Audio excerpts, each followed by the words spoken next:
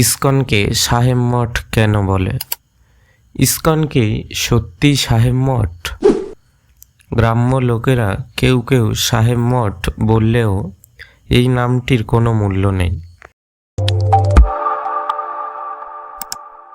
ভারতেরই মহান ব্যক্তিত্বশীল অভয় চরণারবিন্দ ভক্তি বেদান্ত স্বামী প্রভুপাদ প্রতিষ্ঠিত করেন আন্তর্জাতিক কৃষ্ণ ভাবনামৃত সংঘ বা ISKCON, international society for Krishna consciousness.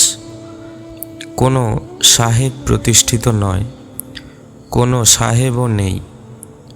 কারণ সাহেব বলতে আমরা বুঝি যারা আফিম, কফি, চুরুট, সিগারেট, ডিম, ছোট ছোট ড্রেস, মাংস, চিকেন স্যুপ ইত্যাদি অখাদ্য খেতে অভ্যস্ত।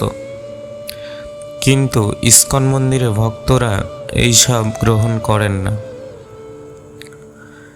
সাহেবরা সাধারণত চেয়ারে বসে চায়ের কাপে চুমুক দিয়ে মেজাজপূর্ণ ভঙ্গিতে জড়জাগতিক হজবরলা সংবাদ সম্বন্ধিত খবরের কাগজ নিয়ে বসে পড়ে।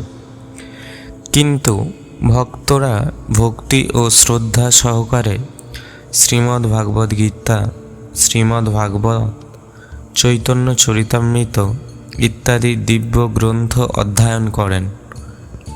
সাহেবদের পোশাক পরিচ্ছদ কোট, বুট, স্যুট, বেল্টস, টাই, ব্লেজার ইত্যাদি দেখা যায়। কিন্তু ইসকন মন্দিরের ভক্তরা ধুতি উত্তরীয় পরিধান করেন। হ্যাঁ, কিছু বিদেশি ভক্ত আছে, তবে এই নয় যে তারা বেল্ট, টাই, বুট, ব্লেজার ইত্যাদি পরিধান করে মন্দিরে আসেন। সাহেবরা সাধারণত চুলে কলপ করে, কিন্তু ভক্তরা সাধারণত তিলক ধারণ করেন, দাদর সঙ্গে তিলক ধারণ করেন। সাহেবদের গলায় টাই থাকে, ভক্তদের গলায় তুলসী মালা থাকে। সাহেবদের হাতটি প্রায় তাদের প্যান্টের পকেটে থাকে, কিন্তু ভক্তদের হাতটি জপ ব্যাগের মধ্যে থাকে। সাহেবরা সাধারণত ভগবানকে প্রণাম জানায় কপালে একটু আঙুল ঠুকিয়ে, অনেকটা স্যালুট করার ভঙ্গিতে।